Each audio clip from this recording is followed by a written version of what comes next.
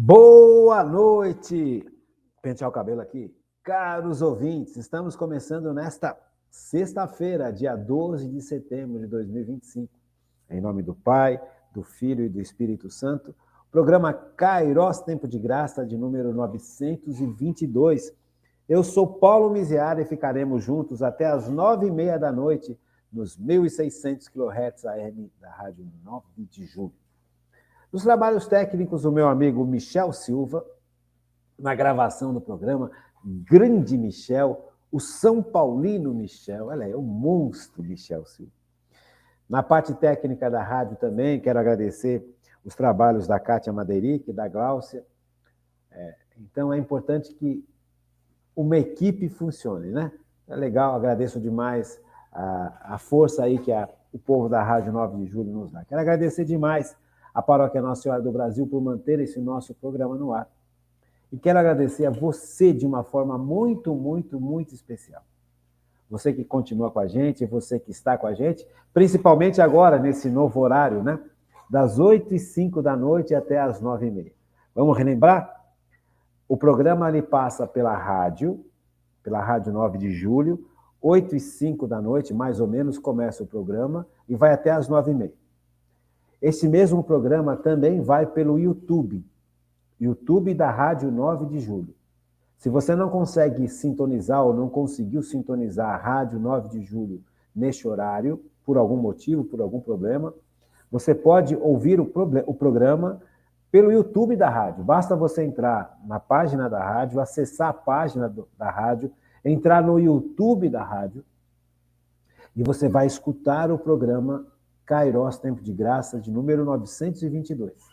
Acontece que no YouTube não tem música, ele vai direto.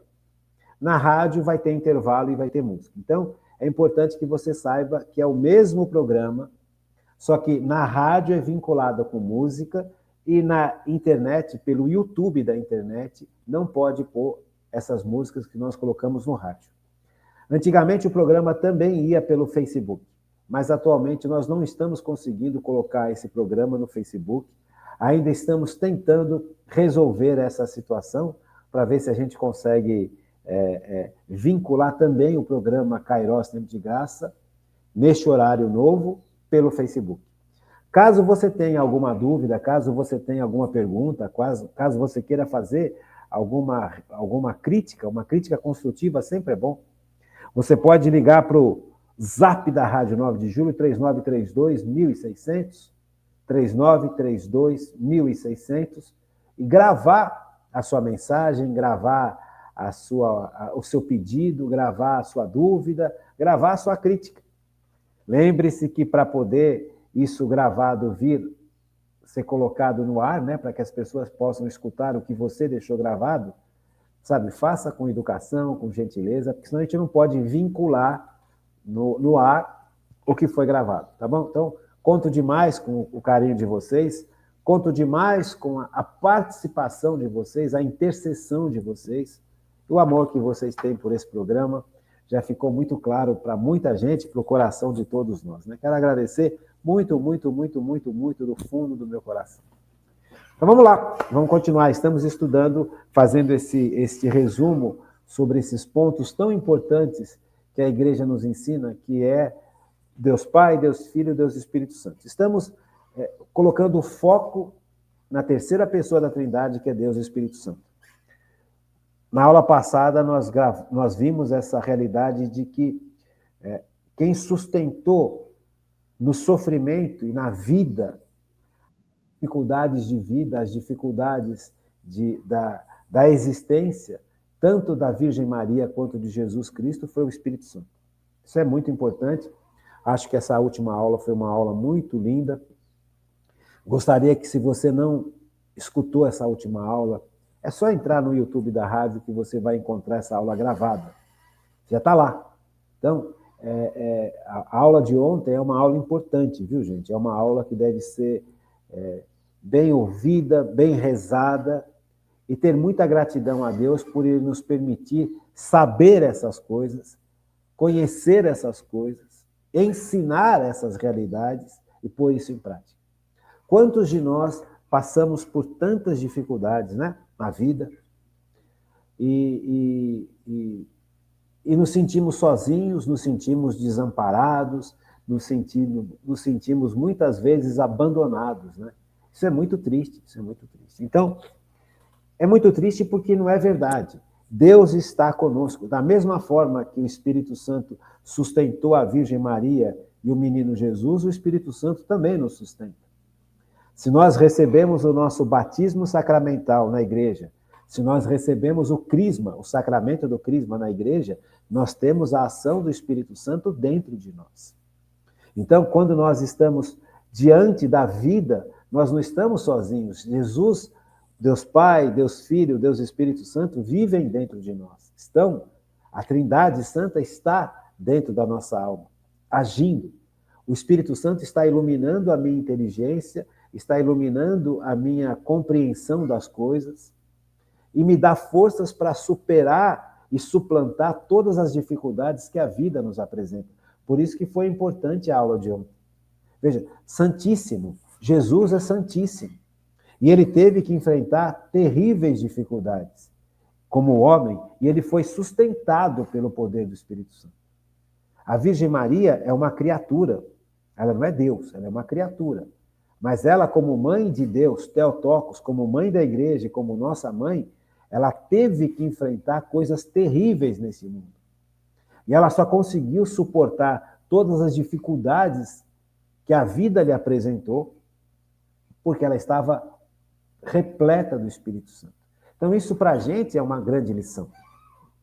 Quantas e quantas vezes nós nos deparamos com as nossas dificuldades, quantas e quantas vezes nós nos deparamos com situações que nós percebemos não ter forças para suportar. Humanamente falando, nós tem muita situação de vida que nós realmente não temos forças para enfrentar. Não temos. Ora, por isso o Espírito Santo ele está dentro de nós. Por isso que o Espírito Santo foi derramado. Terminamos a aula de ontem falando que Jesus, ao morrer, o último ato de Jesus antes de morrer foi dar a Virgem Maria como mãe da igreja e nossa mãe. E logo que Jesus faz isso, logo que Jesus estabelece a Virgem Maria como mãe da igreja e nossa mãe, ele morre e antes de morrer, ele devolve o Espírito Santo ao Pai. Veja, isso é importante. Os trechos da Bíblia, vamos pegar aqui, ler de novo? João, né? Como nós vimos ontem, João, capítulo 19, o versículo 30. Havendo Jesus tomado do vinagre, disse, tudo está consumado. Tudo que Jesus tinha que fazer como homem, ele fez. Ele revelou ao Pai, ele mostrou que o Pai é amor, mostrou que o Pai é salvação, que o Pai é providente, que o Pai é justo, que o Pai é misericordioso. Ele mostrou a verdadeira face de Deus. A revelação de Jesus ela é importantíssima para todos nós. O povo de Israel, que era o povo encarregado por Deus de revelar quem era Deus para o mundo pagão, se perdeu. Os sacerdotes, os fariseus, os saduceus, os responsáveis religiosos para evangelizar aquele tempo, se perderam nas suas corrupções. Perderam o sentido da sua missão. Então, eles apresentavam um Deus que era muito terrível, muito bravo, muito... E Deus não é assim. Deus é amor. Então, Jesus vem revelar a verdadeira face de Deus. Veja, isso é importantíssimo, importante. Quantos de nós ainda temos uma visão errada sobre Deus? Que Deus é culpado dos problemas, que Deus é injusto, que Deus... E é exatamente ao contrário.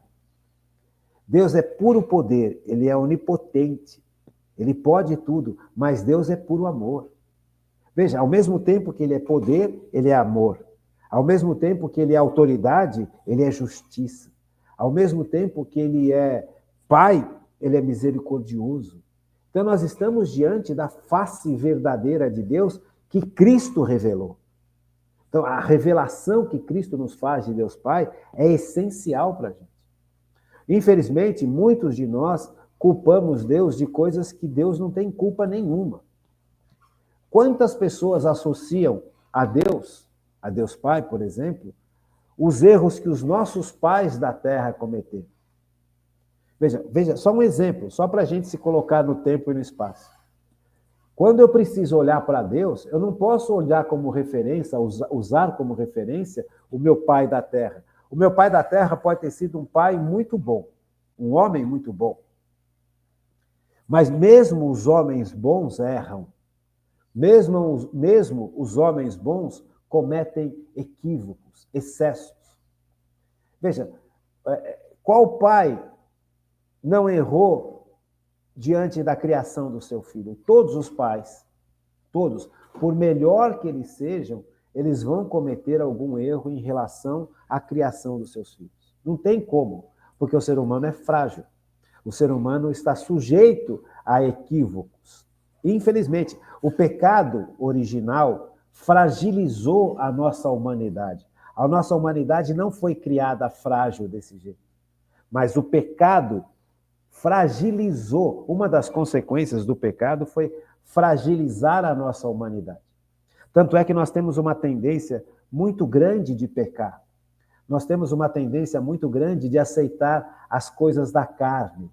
Nós temos uma tendência muito grande de ouvir o que o mundo fala. É fragilidade que o pecado original deixou sobre todos nós. Então, um pai ou uma mãe, por melhor que seja, eles vão cometer erros em relação aos seus filhos. Deus não comete erro. Deus não tem desequilíbrio. Deus é perfeito. Deus é eterno. Deus é imutável.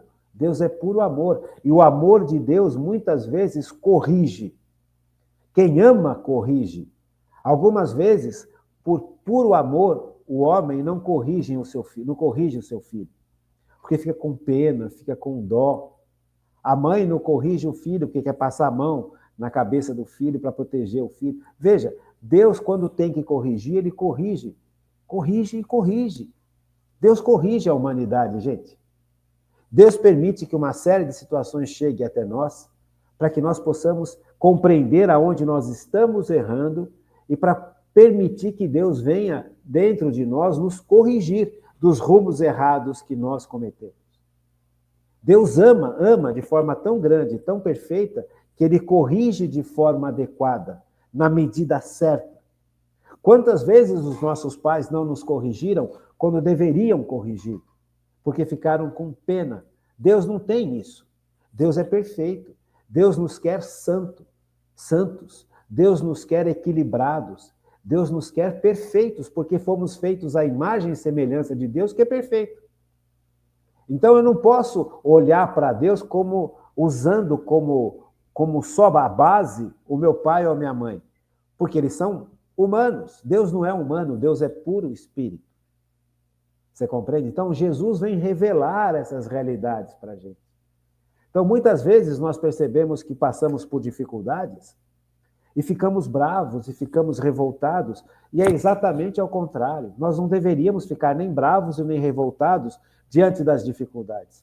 Se Deus permitiu, se Deus na sua absoluta inteligência, na sua sabedoria infinita, no seu amor infinito, permitiu que nós passássemos por dificuldades, é porque nessas dificuldades nós seremos corrigidos e nós cresceremos em estatura e nós cresceremos em santidade. Por isso que Deus permite que a gente passe por dificuldades. Geralmente a gente fica muito revoltado quando a gente passa por dificuldades. Geralmente a gente fica muito triste quando a gente passa por dificuldades. Mas não deveria. Não deveria, primeiro, porque Deus nos sustenta nessas dificuldades. Tudo concorre para o bem daqueles que amam a Deus, nos diz a palavra de Deus. Tudo, absolutamente tudo, até as coisas difíceis. Então, Deus sustenta a gente durante as dificuldades. Deus protege a gente nas dificuldades. Deus ampara a gente nas dificuldades. E Deus corrige a gente nas dificuldades. Veja, Deus também não é... O pai humano, ele pode ter sido um bom pai, mas ele pode ter sido um péssimo pai. Quantos de nós temos uma dificuldade imensa de nos relacionar com Deus, porque o nosso pai da terra foi um pai violento, foi um pai injusto, foi um pai agressivo, foi um pai ausente, foi um pai que cometeu graves erros, gravíssimos erros contra nós. Até erros que não tenho nem coragem de falar. Então a pessoa que passou nas mãos desse pai, que passou pelas mãos de um pai completamente desajustado, tem uma resistência contra Deus imensa, só que Deus não tem culpa disso. Você percebe? Deus não tem culpa. O ser humano, é a liberdade do ser humano que faz o ser humano fazer as suas escolhas. Deus quereria que todos os pais da terra fossem bons pais. Mas tem muitos pais que foram absolutamente terríveis. Só que as pessoas que passam por essa experiência extremamente traumática, extremamente violenta, se rebelam contra Deus. Gente, pelo amor de Deus, Deus não tem culpa. Deus não é esse. Deus não é isso. A imagem de Deus está totalmente distorcida. Deus é bom, Deus é Pai. Sabe, se você permitir que Deus verdadeiro, não essa imagem que muitos de nós temos de Deus, tome conta da sua vida, Ele vai suprir e Ele vai curar a dor que você sente de ter tido um pai tão mau. E ao mesmo tempo que Ele cura o seu coração dessa dor, Ele supre a tua necessidade de ter um pai verdadeiro. Porque Deus é pai de verdade. Deus cuida de cada um de nós. Deus nos ama, Deus nos ampara.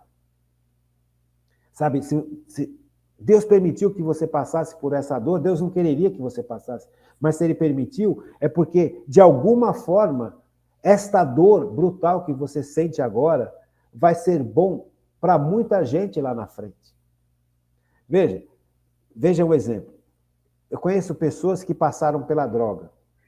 É um sofrimento brutal. Tanto para a pessoa, que é um vício terrível, destrói a pessoa, destrói a família da pessoa, destrói os bens da pessoa.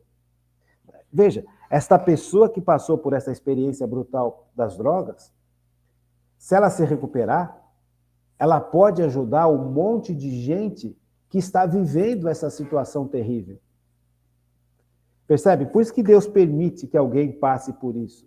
Porque, de alguma forma, isso vai ser bom, não na hora, mas depois, tanto para quem sofreu, quanto para milhares de outras pessoas que vão poder receber de quem sofreu uma orientação adequada. Veja, nós não nascemos para viver fechados no nosso mundinho. Nós nascemos para amar a Deus sobre todas as coisas e amar ao próximo. Nós não nascemos para ter uma vida confortável, cômoda e autossuficiente, onde eu e mais eu. Só eu. O resto é resto. Não. Nós não fomos criados para isso. Nós fomos criados para estar perto de Deus, para receber o amor que Deus é, para experimentar o amor que Deus tem, para viver nesse amor e propagar esse amor, levar esse amor. Este é o sentido da nossa vida. Então, muitas vezes, nós perdemos o sentido da vida querendo ter uma vida confortável, cheia de luxo, cheia de comodismo, cheia de, sabe, ficar o dia inteiro sentado, vendo internet, comendo, passeando, viajando. Gente, não foi para isso. Nós não viemos para o mundo para isso. Nós viemos para o mundo, porque isso aqui é uma passagem, para a gente escolher Deus. Não para se afastar de Deus. Para a gente escolher Deus, para viver em Deus na eternidade. Então, por isso que Deus permite, muitas vezes, que a gente passe por grandes dificuldades. Para que a gente caia na verdade. A verdade é essa. Isso aqui é uma passagem. O mundo escolheu viver uma vida sem Deus. Escolheu viver uma vida sem Deus. Uma vida onde os valores são passageiros. O dinheiro passa, os prazeres passam, a idade passa, a juventude passa, a saúde passa, só Deus não passa. Então, se eu fiz escolhas erradas, eu posso me arrepender e voltar. É importante que a gente compreenda isso, né? E quem vai me revelar essas realidades? O Espírito Santo. Como é que eu recebo o Espírito Santo? Eu recebo o Espírito Santo através dos sacramentos da igreja. Sem os sacramentos da igreja, o Espírito Santo não vem habitar dentro de mim, Terminou a aula de ontem falando que o Espírito Santo foi devolvido ao Pai. E era necessário que agora o Espírito Santo fosse derramado nos nossos corações. No Antigo Testamento, o Espírito Santo não era derramado. O Espírito Santo agia em alguns homens e algumas mulheres por causa das missões que eles tinham. Os reis eram ungidos, cheios do Espírito Santo. Davi foi cheio do Espírito Santo. Salomão, filho de Davi, também foi cheio do Espírito Santo. Abrão foi cheio do Espírito Santo. Isaac foi cheio do Espírito Santo. Jacó, mas era uma ação que o Espírito Santo atuava de fora para dentro. Depois que aquela missão que aquela pessoa tinha que exercer acabava, o Espírito Santo voltava para Deus. O Espírito Santo não dirigia a vida da pessoa. O Espírito Santo, ele agia na pessoa. Veja, agora é necessário que o Espírito Santo, que é o Novo Testamento, por isso a nova aliança, que o Espírito Santo venha agir dentro da gente. E essa é a promessa que Deus faz para a humanidade, que o Espírito Santo iria ser derramado, mas primeiro era necessário que Jesus salvasse a humanidade, religasse a humanidade a Deus, para que ele, Jesus, junto com o Pai, derramasse sobre nós o Espírito Santo. Enquanto Jesus não religasse a humanidade a Deus, porque o Espírito Santo procede do Pai e o Espírito Santo procede do Filho. Deus Pai e Deus Filho. Santo Agostinho nos ensinou isso, né? O amor de Deus é tão grande, o amor do Pai pelo Filho e do Filho pelo Pai, que este amor que procede do Pai e que esse amor que procede do Filho se personifica na terceira pessoa da Trindade. Só que a humanidade não poderia ter a ação do Espírito Santo dentro dela, porque o pecado afastou a humanidade de Deus Pai. Então era necessário que Jesus viesse e religasse a humanidade a Deus Pai. Agora, com a humanidade religada a Deus Pai, pelos méritos de Cristo na cruz, como nós vimos ontem, salvos por Cristo na cruz, porque na cruz tudo que pesava sobre a humanidade caiu sobre Cristo, as consequências do pecado caíram sobre Cristo, e Cristo nos libertou disso. E essa libertação permitiu que agora o Espírito Santo fosse derramado nos nossos corações, para que pudesse agir de dentro para fora, para que o Espírito Santo pudesse dirigir as nossas vidas. Veja, agora o Espírito Santo vai dar forças para a gente e vai iluminar a nossa inteligência. Vai dar forças para eu viver os mandamentos e iluminar para eu saber qual que é a vontade de Deus para mim. Você percebe? Agora o Espírito Santo está dentro de mim. Eu posso deixar a direção da minha vida nas mãos do Pai, do Filho e do Espírito Santo. Sabe? Eu posso entregar o timão da nau da minha vida, do navio da minha vida, do barco da minha vida, nas mãos da Trindade Santa. Porque agora o Espírito Santo pode habitar dentro de mim, porque Cristo religou o homem a Deus. Tão importante isso. Veja, os homens e mulheres do Antigo Testamento não tinham essa possibilidade, porque Cristo ainda não tinha salvo a humanidade, não tinha religado a humanidade ao Pai. O Espírito Santo procede do Pai e do Filho. Então, como é que o Espírito Santo poderia ser derramado sobre nós se a humanidade estava inimiga do Pai, inimiga do Filho e inimiga do Espírito Santo? Era necessário que a humanidade fosse restaurada e fosse religada a Deus por Cristo. Por isso a palavra religião significa religar. O único que poderia religar a humanidade depois do pecado original e dos pecados pessoais seria Cristo. Só Deus é capaz de religar a humanidade. A humanidade não era capaz de se religar ao Pai, porque ela se afastou totalmente. Criou um abismo intransponível entre Deus e a humanidade. Porque Deus é criador e nós somos criaturas. Nada do que nós pudéssemos fazer poderia criar uma ponte que religasse o homem e a mulher que se distanciaram de Deus por causa do pecado. Só Cristo, ao se fazer homem, Deus que se faz homem, é que pôde construir essa ponte. Agora a ponte construída em Cristo, o Espírito Santo vem agir. dentro de nós. Davi, o grande rei Davi. Vamos lá olhar no Antigo Testamento, vamos lembrar um pouquinho? Davi, o grande rei Davi. Ele foi ungido pelo Espírito Santo. O profeta Natanael ungiu Davi, para que Davi pudesse ser o rei que ele foi, o grande rei de Israel. Davi foi o maior rei que Israel teve. Dentre todos os reis que Israel teve, Davi foi o maior. Por que Davi foi o maior? Porque ele se deixou mover pelo Espírito Santo. Então, ele aprendeu a viver sob a ação do Espírito Santo, uma ação externa, não uma ação interna. Então, ele vivia, ele cuidava do rebanho, dos rebanhos da sua família. Ele era excluído, ninguém ligava para Davi. Davi vivia no meio do mato, cuidando do rebanho. Davi tinha que enfrentar feras, tinha que enfrentar dificuldades, e não tinha ninguém por Davi.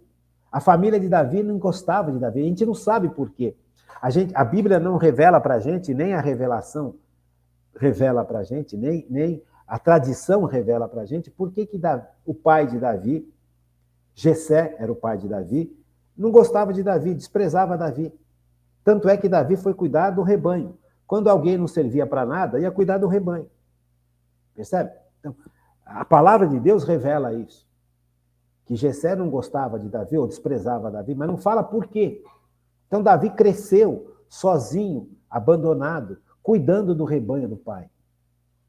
E teve que aprender a lidar com as dificuldades que é cuidar de um rebanho sozinho, no meio de um lugar inóspito, terrível, cheio de feras. Veja, naquela época, aquele povo lá tinha que enfrentar feras, tinha que enfrentar leões, tinha que enfrentar ursos. Era difícil. Como é que eles faziam? Lobos. Então, Davi foi aprendendo a depender de Deus. O Espírito Santo foi trabalhando Davi de fora para dentro. Porque Davi tinha uma missão, que ia ser o grande rei de Israel. E aí Davi foi ungido rei. E ungido rei, ele se tornou o grande rei de Israel. Só que lá pelas tantas, Davi já estava um homem de Deus, realmente um homem de Deus, espera aí só um pouquinho. Um homem de Deus, amava a Deus, adorava a Deus. Davi construía instrumentos, inventava instrumentos para adorar e louvar a Deus. Só que Davi foi se acostumando com aquela vida de rei, foi se acostumando com as vitórias que Deus propiciava para ele. Foi se acostumando com aquela vida rica, com aquela vida mais cômoda. Então, Davi já não ia mais para as guerras. Davi mandava os seus exércitos e seus generais para as guerras. Davi foi se largando. Davi foi vivendo uma vida completamente voltada para si, não mais para Deus e não mais para o seu povo. Percebe? Então, Davi, nas guerras, mandava os seus generais e ele ficava no palácio. Olha aí. Um dia no palácio, Davi estava passeando pelo terraço, ele avistou lá embaixo uma linda mulher tomando banho. Uma linda mulher nua, casada com Urias, seu general. E Davi se consumiu por essa mulher. E Davi trouxe essa mulher para o palácio e teve uma relação com essa mulher. Veja, Davi caiu em adultério. Olha que terrível. Então, Davi aqui, ele não está mais sendo... não está mais obedecendo a Deus. O palácio inteiro ficou sabendo que Davi teve essa relação com essa mulher. E essa mulher era a esposa do seu general, Urias. E esse general morria por Davi.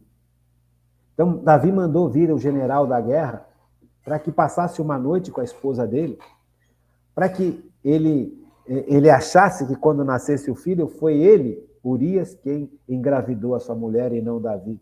Só que Davi não esperava que Urias fosse se manter íntegro e não fosse encontrar sua mulher. Ele falou, eu não posso encontrar minha mulher, a minha esposa. Eu estou em guerra, eu preciso estar diante do Senhor, Davi.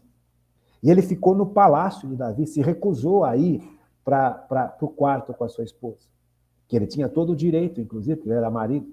Davi embebedou Urias, Urias continuou firme, Urias continuou diante de Davi sem abandonar o seu exército. Percebe? E Davi foi pensando, o que eu faço, o que eu faço? Aí mandou Urias para a pior frente de batalha, onde ele seria morto. Veja, Davi caiu em pecados terríveis, porque ele não tinha o Espírito Santo agindo dentro dele.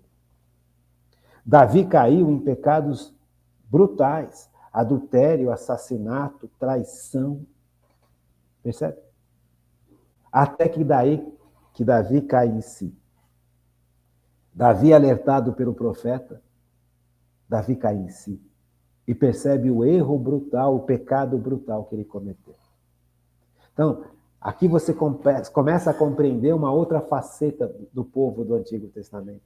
Aqueles homens e mulheres que recebiam as grandes missões de Deus, recebiam a ação do Espírito Santo para realizar a missão, mas eles não tinham como se abrir à ação do Espírito Santo de forma plena para que o Espírito Santo pudesse dirigir a vida deles. Então, Davi cai em pecados terríveis. Salomão, que é este filho que nasce da mulher de Urias, que vai substituir Davi como rei, era também um grande rei, ungido pelo Espírito Santo. Sabe, foi o rei mais sábio do Antigo Testamento, fala a palavra de Deus. A sabedoria de Davi era famosa. A riqueza que Israel atingiu com Salomão, filho de Davi, foi uma riqueza imensa.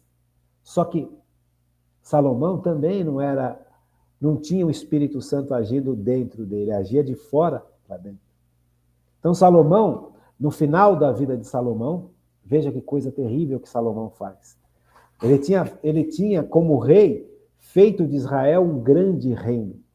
Vinham reis e rainhas de fora para conhecer a sabedoria de Salomão e a riqueza do reino de Israel. Mas os povos que estavam ao redor do reino de Israel queriam lutar contra Israel, queriam dominar Israel. Davi, o pai de Salomão, ele venceu os outros povos, porque ele estava movido por Deus. Mas Salomão não quis lutar. Salomão não quis enfrentar a vontade de Deus. Salomão encontrou uma saidinha para isso. Ao invés de lutar com os outros povos, eu vou me casar com as mulheres dos outros povos. Percebe? Uma saída humana, não uma saída divina. Deus queria que Salomão comandasse os exércitos e defendesse Israel. Salomão não quis. Salomão quis optar pela opção mais cômoda. Salomão quis ele quis fazer alianças ao invés de vencer os outros exércitos das outras nações que queriam destruir Israel. Péssima ideia. Era uma ideia que todo mundo tinha naquela época. Os reis os reis dos outros povos faziam esse tipo de aliança. Os filhos casavam com as filhas dos outros povos. Os reis casavam com mulheres dos outros povos para que houvesse uma aliança e não houvesse guerra. Salomão quis fazer a mesma coisa.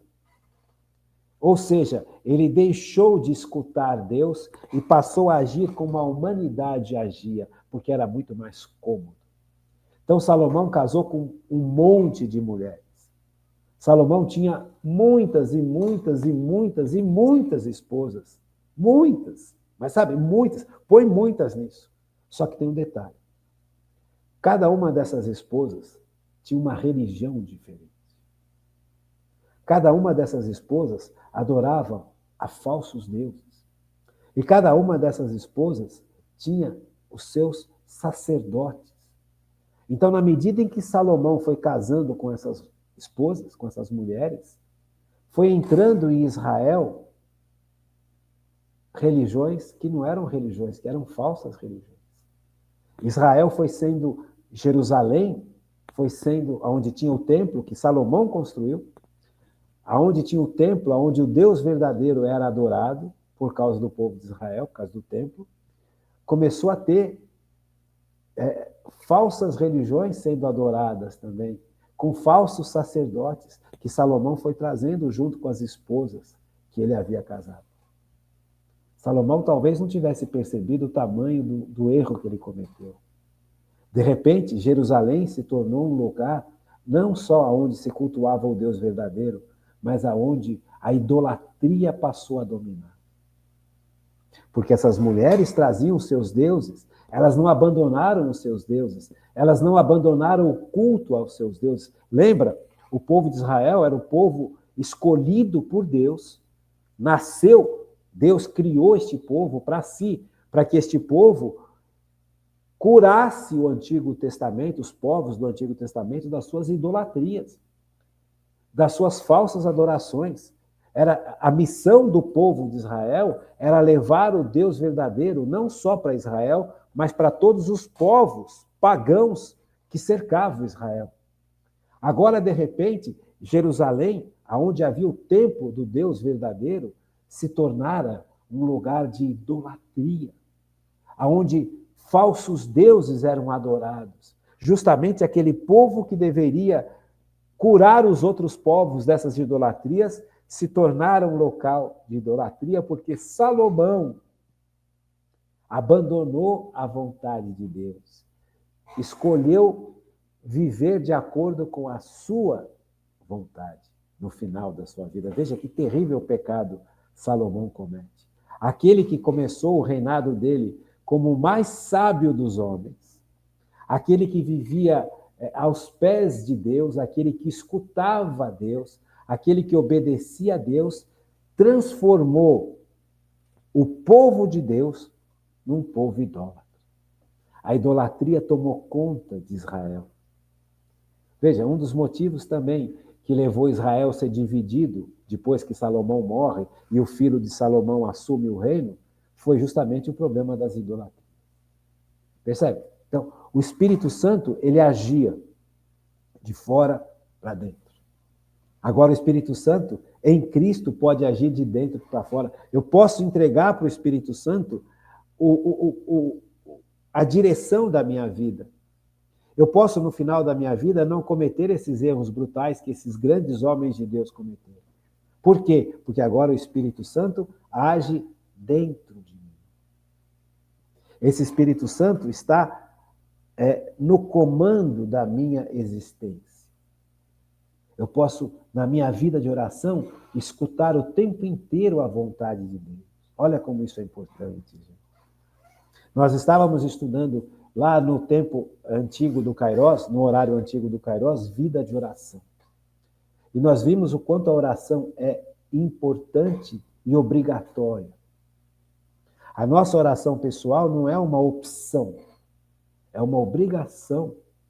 Porque eu preciso constantemente escutar a Deus. A oração é um diálogo, é uma conversa. Eu falo, mas Deus também fala. Eu falo e tenho que me calar para escutar o que Deus fala. Deus quer dirigir a minha vida. Deus quer orientar a minha vida. Deus não quer que eu cometa pecados terríveis, como Salomão cometeu, como Davi cometeu. Percebe? Como grandes homens da Bíblia cometeram.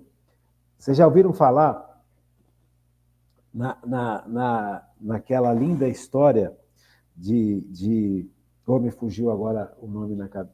Fugiu o nome. Sansão. Sansão. Sansão era um juiz. Antes dos reis, Israel, quando chegou na Terra Prometida, o povo de Israel, quando chegou na Terra Prometida, eles começaram a viver na Terra Prometida. E a Terra Prometida, por Deus, a Abrão, tinha os seus povos, já tinha lá os seus povos.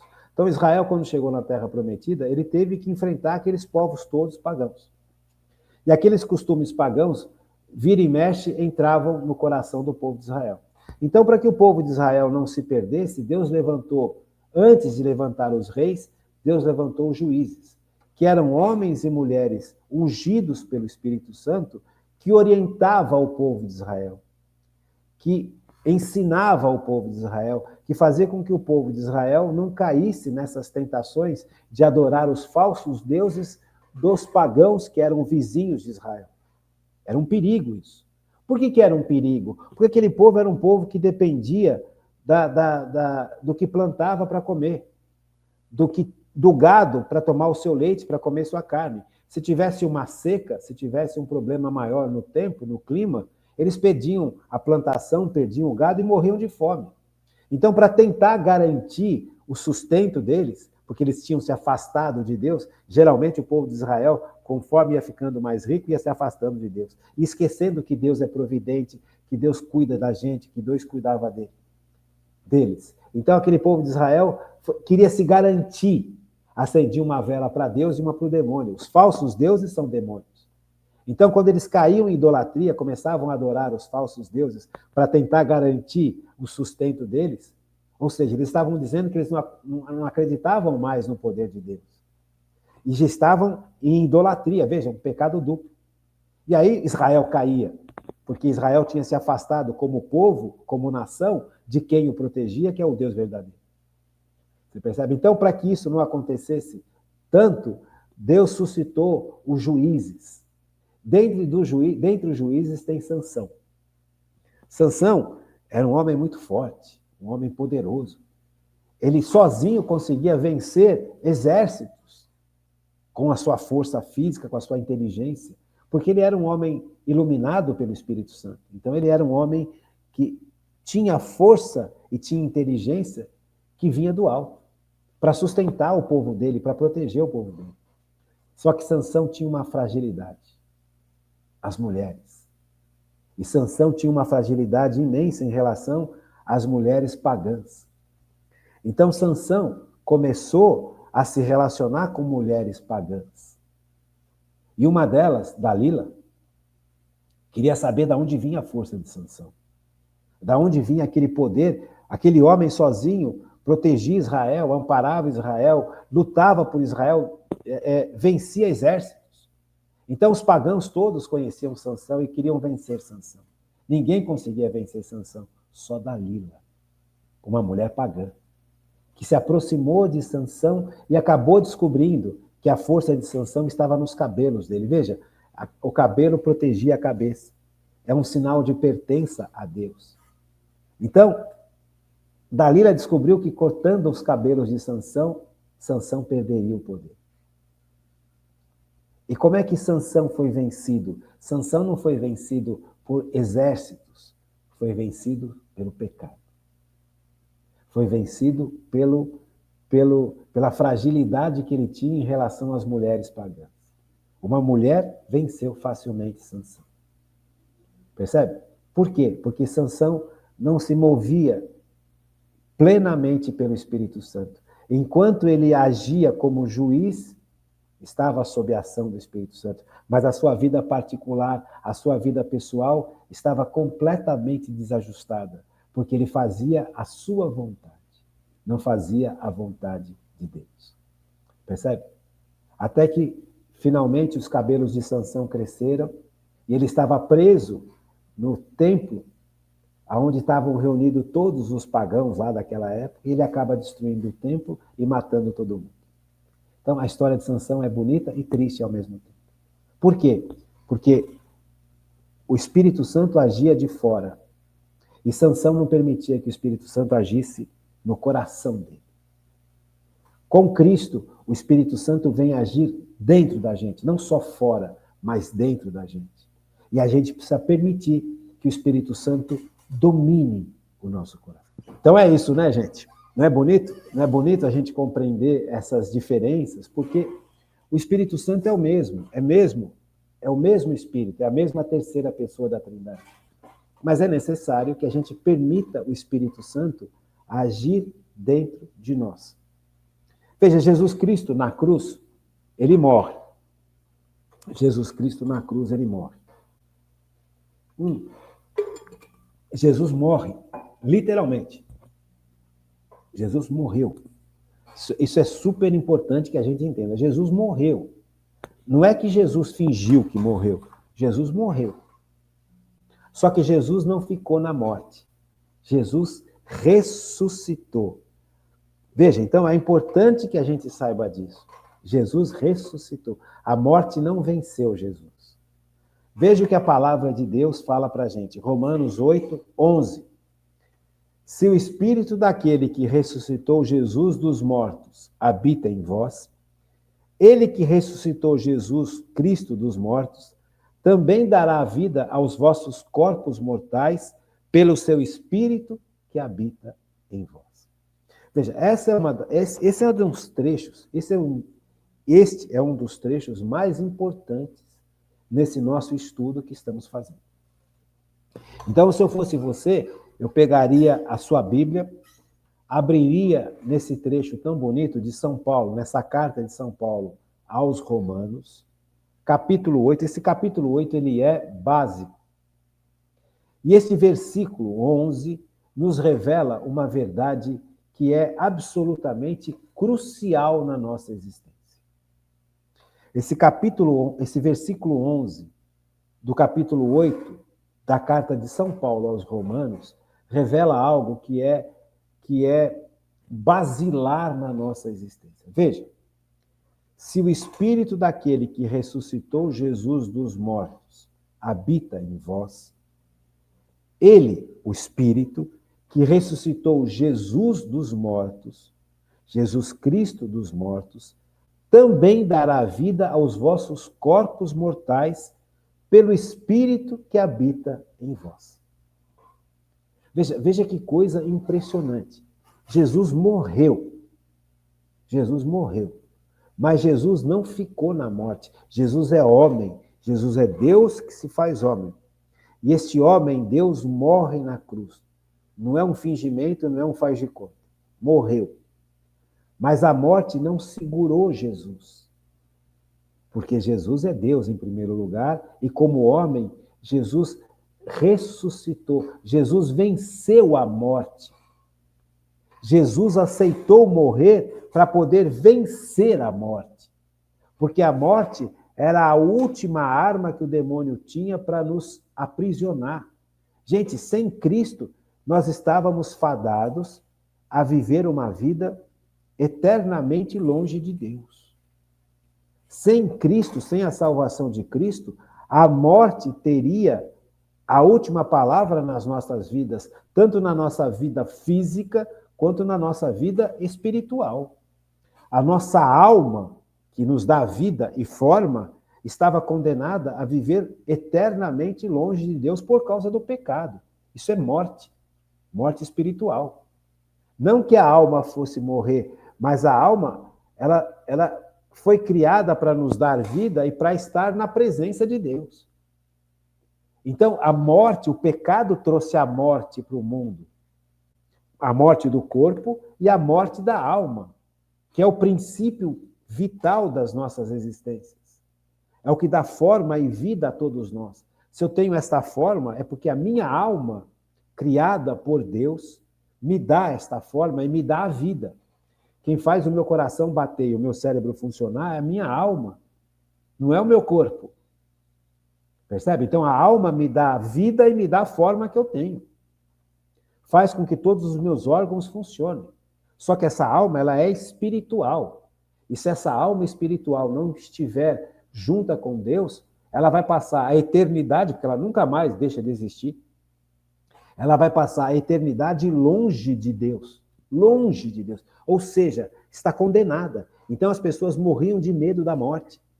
Tanto da morte física, quanto dessa situação de perdição da alma eternamente.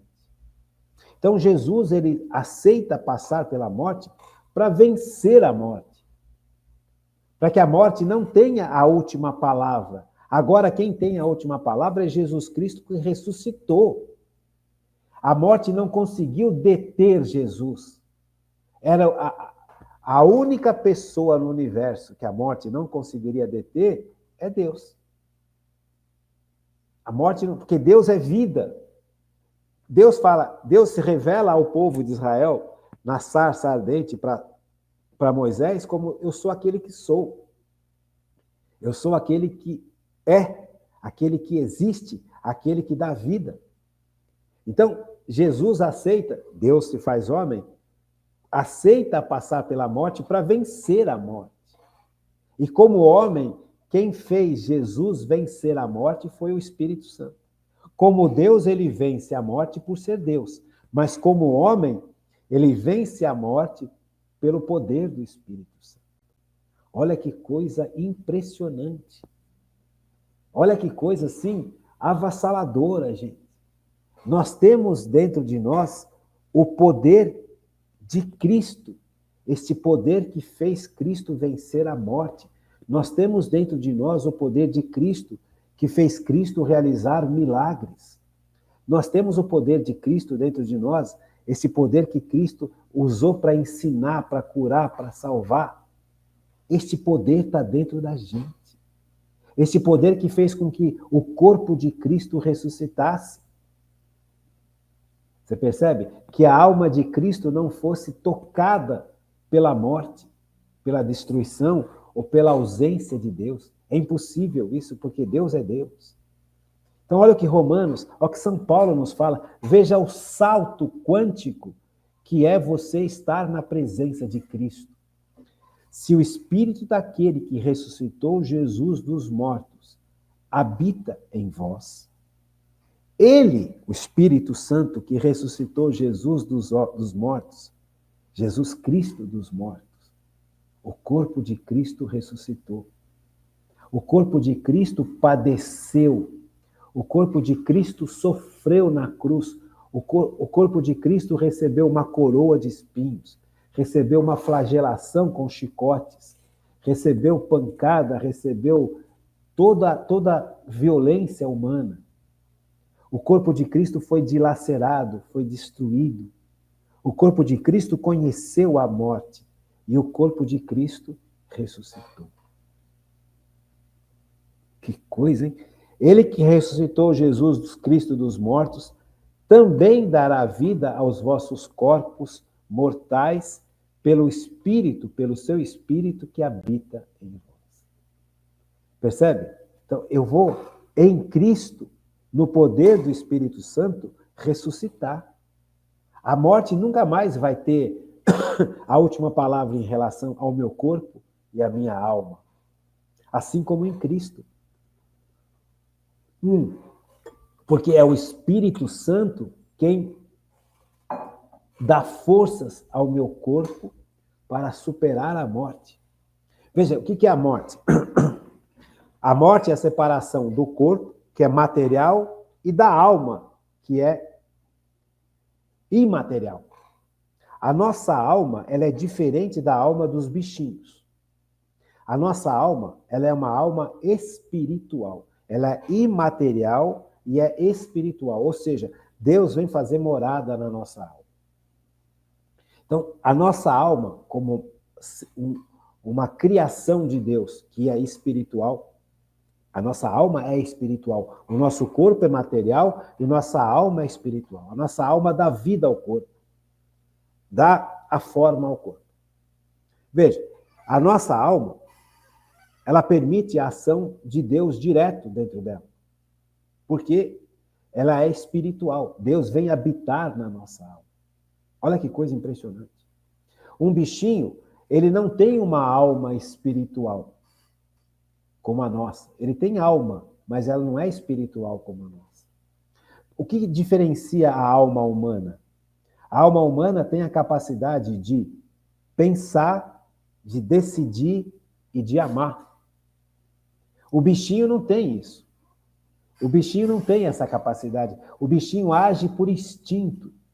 Nós agimos por inteligência. A diferença é a inteligência do instinto. O instinto é a capacidade de solucionar problemas. O macaquinho está com fome, ele vai dar um jeito de comer alguma coisa. Isso é instinto. Se você prende um macaquinho numa sala com um monte de caixinhas e um caixinho de banana lá em cima, ele vai subir nas caixinhas e vai pegar uma banana para comer porque ele está com fome. As pessoas vão falar, nossa, como ele é inteligente. Não, isso não é inteligência. Ele está instintivamente resolvendo um problema. Nós também temos esse lado instintivo. Só que a nossa alma não está reduzida ao nosso lado instintivo. Ela tem a capacidade de pensar, de questionar, de fazer pergunta. Por que que o céu é azul? Por que que o mar é verde? Você percebe? Por que que o fogo queima? Quem eu sou? Existe Deus? Os bichinhos não têm essa capacidade, nós temos. Nós temos a capacidade de amar. O bichinho não ama como nós amamos, porque o bichinho não perdoa, nós perdoamos. O bichinho, por instinto, se aproxima da gente. É instinto, não é amor. Você compreende? O amor de Cristo é visível, é palpável para todos nós numa cruz. Porque Jesus se entregou por nós. O bichinho não tem como compreender esse amor. Ele não tem como compreender o que é amor. Por isso a nossa alma é totalmente diferente. Por isso que nós não somos só animais, somos animais racionais e espirituais. Então veja, a nossa alma é que dá vida ao corpo. Quando a gente morre, a nossa alma separa do corpo. Isso é a morte. Quando o corpo não tem mais a ação da alma, ele vai perdendo a forma, ele vai virando pó. Porque o corpo veio da terra, o corpo veio da matéria, a alma não. A alma veio de Deus. A alma não tem matéria, ela só tem forma. Ela dá forma e ela tem forma. Ela dá vida, porque ela tem vida, dada por Deus. Então, quando a nossa alma vai direto para o julgamento, quando o corpo separa da alma, o corpo apodrece, vira pó, e a alma vai direto para o julgamento. A nossa alma, no momento em que nós morremos, vamos direto para o julgamento. Seremos julgados. A nossa alma vai ser julgada por tudo aquilo que fizemos ou deixamos de fazer. Por isso a importância dos sacramentos, por isso a importância de descobrir a ação do Espírito Santo agindo dentro de nós. Para que a nossa alma possa ser salva, possa deixar que Cristo salve as nossas almas. Que Cristo nos salve e nos cure através da sua ação pessoal, amorosa e a ação do Espírito Santo. Por isso que é importante tudo isso que nós estamos estudando. Porque a nossa alma vai ser julgada na medida em que eu viver essa realidade de salvação que Cristo nos traz. Se eu me recuso a deixar que Cristo me salve, eu estou me condenando. Condenando a minha alma e condenando o meu corpo. Quando Jesus voltar na glória, o meu corpo vai ressuscitar. Assim como Cristo, o corpo de Cristo ressuscitou. Quando nós chegarmos no céu, nós vamos ver o corpo glorioso de Cristo. Cristo está no céu com o seu corpo glorioso, ressuscitado. E isso vai acontecer conosco também. Percebe? Por isso que eu falo, é importante demais a gente conhecer a ação do Espírito Santo. Vou ler de novo. Romanos 8, versículo 11. Se o Espírito daquele que ressuscitou Jesus dos mortos habita em vós, ele que ressuscitou Jesus dos mortos também dará vida aos vossos corpos mortais. Então, na nossa morte, nós ressuscitaremos no corpo e a alma não morre, a alma é imortal. Então, o nosso corpo vai ressuscitar pelo poder do Espírito Santo. Mas na nossa vida pessoal, quem dá forças para a gente é o Espírito Santo, para que a gente não morra espiritualmente. Por isso eu insisto tanto em falar do Espírito Santo. Por isso que a gente tem que conhecer esta ação do Espírito Santo em nosso favor. Veja, isso é impressionante. Também dará vida aos vossos corpos mortais pelo seu Espírito que habita em vós. Veja, como é que eu consigo viver obedecendo os 10 mandamentos de Deus? Pelo poder do Espírito Santo. Eu tomo a decisão. Eu quero obedecer os mandamentos de Deus. Eu quero ser santo. Eu quero viver santidade. Essa é uma decisão que eu tomo como ser humano.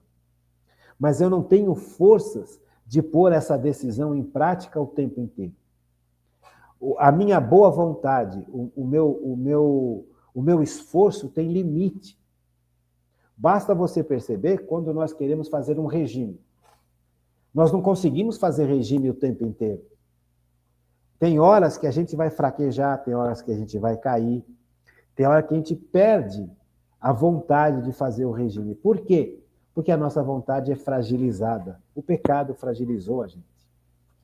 Justamente pelo pecado ter nos fragilizado, Deus vem em nosso socorro. Deus vem em nosso auxílio. Por isso ele é providente.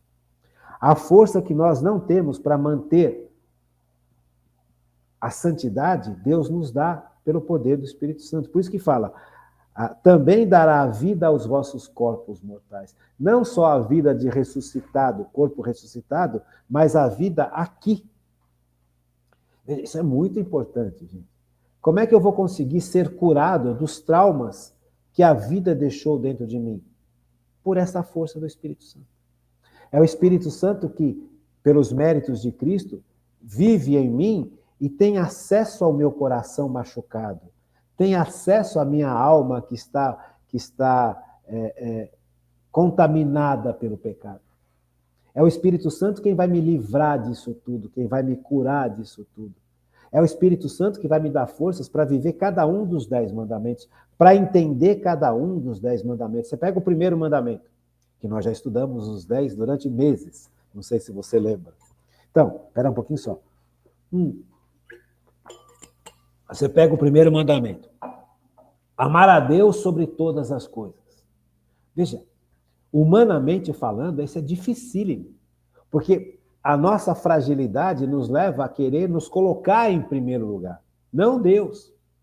Colocar as minhas vontades, colocar os meus desejos, colocar as minhas opiniões, colocar a minha visão de mundo em primeiro lugar. Não Deus. Então, o primeiro mandamento é dificílimo. Talvez é um dos mandamentos que a gente mais caia, que a gente mais peque, e a gente nem se dá conta. Porque a gente não deixa o Espírito Santo revelar para a gente que nós estamos pecando no primeiro mandamento. Amar a Deus sobre todas as coisas é literalmente amar a Deus, é me colocar para trás, é colocar Deus em primeiro. Veja, Davi, chegou uma hora da vida dele que ele não colocou mais Deus em primeiro lugar. Ele se colocou em primeiro lugar. Quando ele começou a viver de forma cômoda no seu palácio e começou a cair em pecados brutais. Ele saiu completamente do primeiro mandamento. Ele passou a viver em função dele, do prazer dele, da comodidade dele, da vida mais tranquila que ele quis. Davi deveria estar guerreando com seus generais. Davi estava no seu terraço, dormindo e acordando tarde, e caindo em pecados. Por quê? Porque ele deixou de amar a Deus sobre todas as coisas. Ele passou a amar-se em primeiro lugar. Assim como todos nós. Percebe? Davi percebeu, porque o profeta chegou, Natan chegou para Davi e falou, você pecou terrivelmente. Aí Davi cai em si. Então, quem que me revela o meu pecado é o Espírito Santo. Quem me dá forças para sair do meu pecado é o Espírito Santo. Quem permite que eu não caia em pecado é o Espírito Santo. É viver para Deus em primeiro lugar. O mandamento é isso. O primeiro mandamento é viver sob a ação do Espírito Santo. Viver de acordo com o que Jesus viveu, como Jesus viveu. Jesus é o nosso modelo, Jesus é o nosso centro. Salomão também chegou uma hora que ele parou de viver para Deus, ele passou a viver para os seus interesses pessoais, para o seu comodismo, assim como todos os reis de Israel.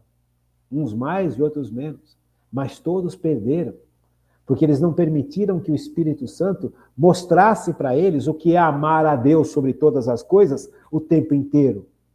E desse, além de mostrar o que era amar a Deus sobre todas as coisas o tempo inteiro, dar a força para isso acontecer.